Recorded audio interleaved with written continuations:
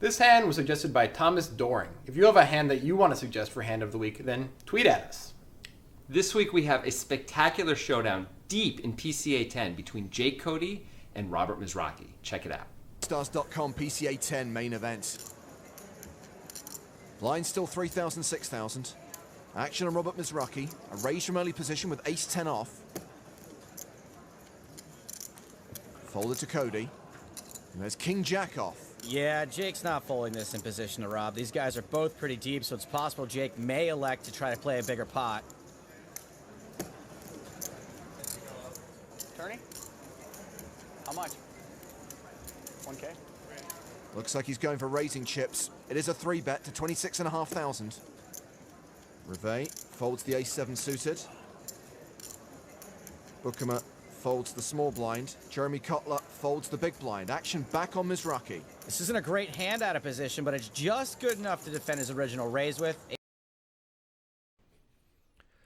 All respect to Stapleton here. I think his analysis of Jake Cody's 3-bet is a little bit results-oriented, meaning he knows that Jake Cody's going to 3-bet before saying that, because this is an extremely unconventional 3-bet. It's not standard against any player. Yeah, I mean, Robert Mizrachi is one of the guys you could do it with, or do it against the most, because he's opening wide from pretty much every position, wider range, I mean. So King Jack can actually be a value bet. I'm sure Jake Cody doesn't think this is ever getting through, right? He's got to expect he's getting called by Mizrachi with the price he's laying him and the fact they're as deep as they are. Right, and Cody is thinking that he's also not likely to get 4-bet. He's thinking the most likely outcome is everybody else folds and Mizrachi calls, and that's what Cody really wants. He wants to isolate this guy that he has some history with. There was a previous hand, which we will do in the future, in which Jake Cody gets really thin value on the river. Not going to go into that, but basically, he thinks he can value bet Mizrachi to death if he makes any sort of hand, so he wants to get the pot a little bit bigger pre-flop. Yeah, he likes being in a bloated pot in position against Robert Mizrachi for sure. All that said, this is still a non-standard 3-bet. Ace 10 is basically the cutoff because it's the smallest ace you can still flop Broadway with. While Mizrachi flops top pair. Cody, with position and the betting lead, flops second pair. Mizrachi checks to him. Now it's a bloated pot, and this is a flop no one can fold on. Jake's probably compelled to continue here most of the time.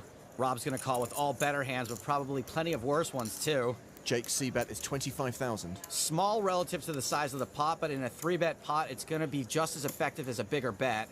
Mizrachi calls. We go to the turn, which is the deuce of hearts, pairing the board.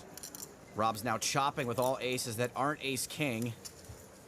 He checks to Jake. And Jake checks behind. The river is a 10, giving Mizrachi a better 2-pair. Really good card for Rob, because now he's beating all aces except ace-king, and he can value bet the aces that think they're chopping. He's made it 38,500. And Jake Cody shoves. I didn't see that coming. Holy shnikes, he has done it again, only this time it is not for value. See how many cover? Yeah. Rob bet the river so small, I think it kind of turns his hand face up a bit as a value hand, but not super strong. No. Plus, when Rob's bluffing, you instantly win the pot. Okay, guys, so Robert Mizrachi takes a really long time to deliberate here, so we're not going to show you all of it. If you really want to see it, it's actually pretty entertaining. We're going to show it after the video is over, so it'll be the last few minutes of the video. But he goes on for about 9 minutes trying to decide what to do here. In the meantime, enjoy this analysis. The thing is, with this particular all-in bet, there's just not that many hands Jake Cody can ably represent as strong value. Right, so let's take a little rundown Jake Cody's range here Let's of do it. hands he would play this way. So, obviously, hands that are standard 3-bets pre-flop are pocket aces and pocket kings. So he certainly could have those hands pre-flop. He would also likely bet those on the flop. He wants to be balanced in his flop C betting. He doesn't want to have to slow play every time he has a monster. Sure. Checking back the turn with those hands is a bit questionable. Yeah, you think usually he'd bet there. Probably not always, but usually, right? Right. Because but he's just usually, because if he, especially if he has kings full here, he makes kings full on the turn with the deuce pairing. He knows that a huge part of Mizrachi's range are aces, and all aces are chopping except for ace king at this point and ace deuce. So he knows he can get value from all aces if he has kings full here. Right. So if you're Mizrachi, you can pretty much eliminate kings full. You assume you're going to get a bet from that on the turn.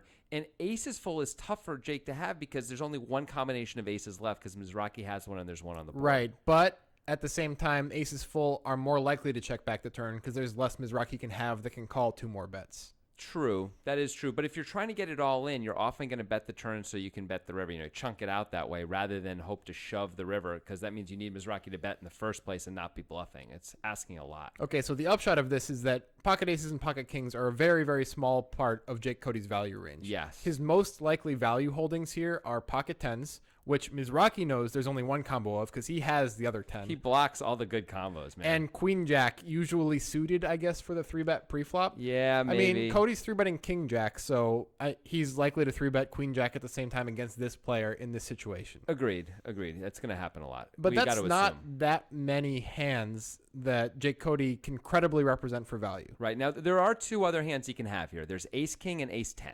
Right. Now, ace-king is another hand that he's often going to bet the turn with. Maybe not 100% of the time, but I would say most of the time we'd assume he'd bet the turn there. Ace-10 is a hand he might really check back the turn and shove the river with. Right. Very so true. that's fine, though. If we're Robert Mizrachi, we can live with that, right? So far of the value hands, queen jack sort of gets there by luck. There's almost no pocket aces and pocket tens in his range. Pocket kings, you mean? Sorry, no, pocket aces and pocket tens, because there's only one combo of each. Oh, you mean of exact value cards they get because here of this combos, way. sure. Pocket kings almost always bet the turn.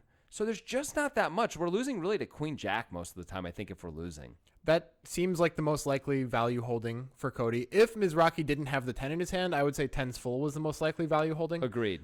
Just because it's a more likely 3-bet preflop. But that's not the case here because we know as Mizrachi that Cody can't have the 10s as often. Yeah. And sorry, go ahead. So the thing about the value range being small still is scary because it's not usually a bluff either. It's really hard for Cody to be bluffing in this situation. Yeah, I mean, Cody seems like he's got to have something because Mizrachi looks like he has an ace the way he's played this, right? It looks like Mizrachi has at least a decent value hand. Yeah, and his ace kicker doesn't play. So in theory, he's going to call a lot, except, they're playing leveling games with each other here. So, like, Jake could be shoving here to get an ace, like ace 9, off this hand so he doesn't have to chop it if Jake himself had ace jack or something like that. And that would work, I think. I don't think Mizrachi would actually call because he'd just be calling for half the pot, and he doesn't like being in that spot where it's his life. It's kind of a terrible spot. I think Mizrachi usually thinks that when Jake is bluffing, it's with a lone ace to try to get Mizrachi off a chop. At least Mizrachi may say that a lot more during his tank. If you guys want to watch the tank, again, after this is all over, we'll show you the rest of the tank. You can watch it or not. It's a long tank. Now, the other thing Jake can be doing here is if he's not trying to I think he's trying to fold out an ace. I think that's what's going on. But I think he's also trying to fold out king-queen. Yeah. Because he'd have to chop with king-queen. This way he gets the whole pot. And he knows he's always folding out king-queen, which is a very reasonable holding for Mizrachi to have also. There's another thing we need to talk about here, and that's Mizrachi's sizing on the river. Yeah. He bets 38,500 into 115,000. That's a very small bet. Yes. And micro. it looks exactly like a marginal value hand, although his hand is a bit better than marginal. It's kind of a hand that doesn't want to have to endure too much pressure, I suppose. Also, he's trying to capture value from hands like pocket jacks and pocket queens, which might just have to find a call here if they're Jake Cody. Because it's so cheap. Yeah. Yeah. I mean, the thing is, too, Mizrachi's bet this small, which is sometimes going to induce a bluff from a player like Jake Cody, and Mizrachi's got about the best hand he can ever have. So that's a reason not to fold. Right, having that. I mean, he could have ace deuce suited, I suppose, but yeah, okay. Yeah, but this seems likely is like the to second be best hand, right? Yeah, it really is. Or pocket tens. He could have pocket tens. Pocket sometimes. tens is the third best hand. Okay, Yeah. fair enough. But that's about it. I mean, that's pretty high up on his distribution for sure. Right. In the end, after weighing everything, including their history, which is significant, it seems like he needs to call, but he doesn't really want to call off his tournament life. Robert Mizrachi, we talk about on the podcast, is kind of a tournament life guy. He hates calling off his tournament life. I got to tell you, he takes 9 minutes to decide. This feels like a 2.5 minute decision to me, maybe 3 tops. Like, let's go. I mean, come on. It's a tough spot. Let's speed it's this a up. PCA. They're getting deep. I mean, Jake Cody is a great player. You have to really try to figure him out. Yeah, let's pick it up. So let's get back to his brother at the main featured table. Rob Mizrachi has been thinking now for nearly 8 minutes. I haven't seen someone in the tank this long since David Blaine.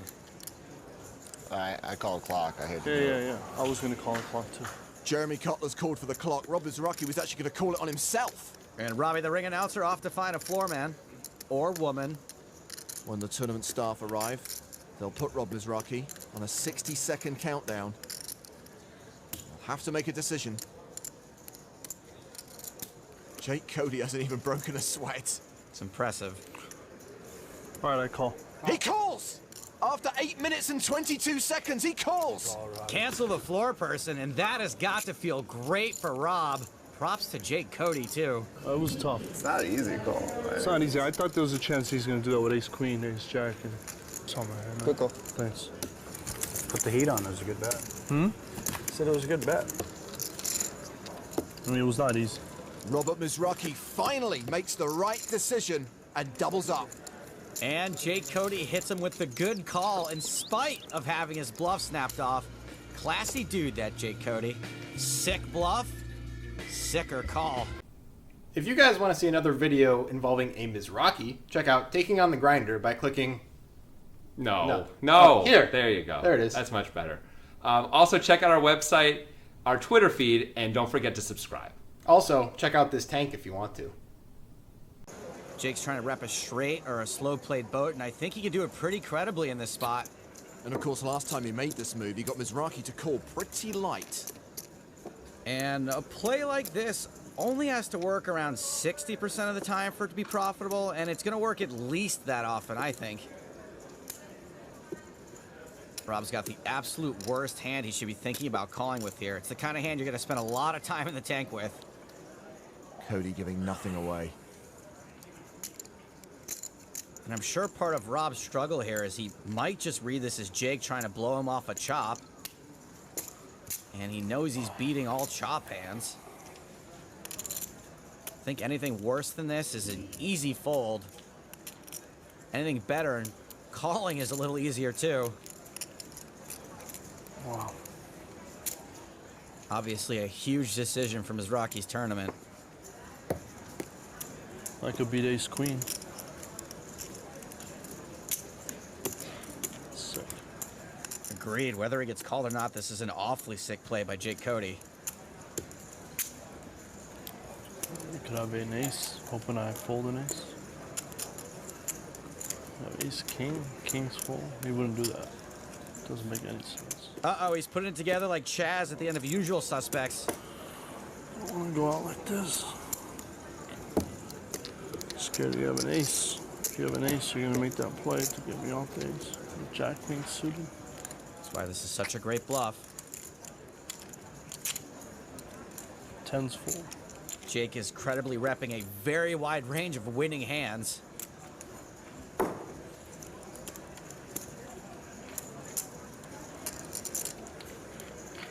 Mizrachi tortured. Damn, I'm so pissed if I'm wrong. There's only one way to find out.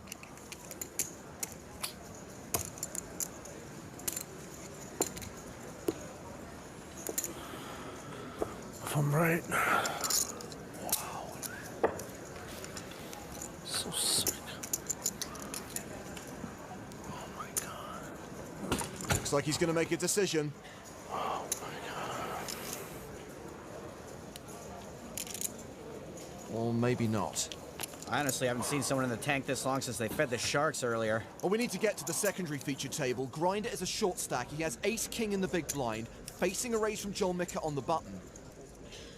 We'll keep an eye on Rob. We'll go back to the main feature table if it looks like something's happening. Grinder has 3-bet, and Mika will fold.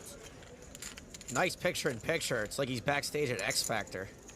Grinder wins that pot. Back to his brother on the main stage. He's been thinking now for nearly 4.5 minutes. You can get a read off of him. Jake Cody's a harder read than Cloud Atlas. Stone-faced. Doesn't make any sense.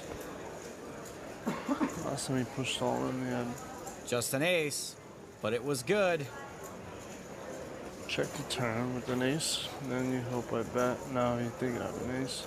Push it all in because you want to get me off an ace. I have an ace beat. Oh my god. This is so long. 150. If I'm wrong, I'm out. If I'm right, got 400 and change. Oh my god. Did he have the same hand too? We do that with the same hand too. What would 3-bet with? 3-bet with. We went 3-bet with Jack Queen. That's what he saw. That's all. 10-10. Ace King or 10-10. Or Ace Queen, Ace Jack, Ace Queen. Grinder is stressed. It's so cute the way they actually care about each other. The brothers go deep in so many tournaments together. They've shared final tables. Obviously, Grinder's got his own tournament to worry about as well. Easily the most stressed out I've ever seen him. Total bluff. Ding! Tough decision, sorry. You think? I don't know. It's one of the toughest decisions ever. If I'm wrong. If I'm right and I fold, it's not even bad. Jake's gotta like the sound of that. Obviously, this is a huge pot for both players. Cody could potentially move over the $500,000 mark. Rob Mizrachi could potentially make his third deep run in the PCA main event. Hang on a second, Grinder is all in at the secondary feature table. Actually, he shoved on Chris Klodnicki, putting Klodnicki all in. Hope Klodnicki decides faster than Rob. It's only an hour-long show. We're watching two big decisions on both our feature tables. Rob and Klodnicki both with marginal best hands. Klodnicki calls, he'll double up. One pair. The worst pair. You got it. Ace, ace. Grinder takes a big hit, but he's still in it. He's left with 40K, so let's get back to his brother at the main feature table. Rob Mizrachi has been thinking now for nearly 8 minutes. I haven't seen someone in the tank this long since David Blaine. I call a clock. I hate to do it. Yeah. I was going to call a clock too. Jeremy Cutler's called for the clock. Rob Mizrachi was actually going to call it on himself. And Robbie the ring announcer off to find a floor man. Or woman. When the tournament staff arrive, they'll put Rob Mizrachi on a 60-second countdown. They'll have to make a decision. Jake Cody hasn't even broken a sweat. It's impressive. All right, I call. He calls! After 8 minutes and 22 seconds, he calls! Cancel the floor person, and that has got to feel great for Rob. Props to Jake Cody, too. It was tough. It's not an easy call. Right? It's not easy. I thought there was a chance he's going to do that with Ace Queen, Ace Jack, and something. Good call. Thanks. Put the heat on. It was a good bet. Said it was a good bet. I mean, it was not easy. Robert Mizrachi finally makes the right decision and doubles up. And Jake Cody hits him with the good call in spite of having his bluff snapped off. Classy dude, that Jake Cody. Sick bluff, sicker call.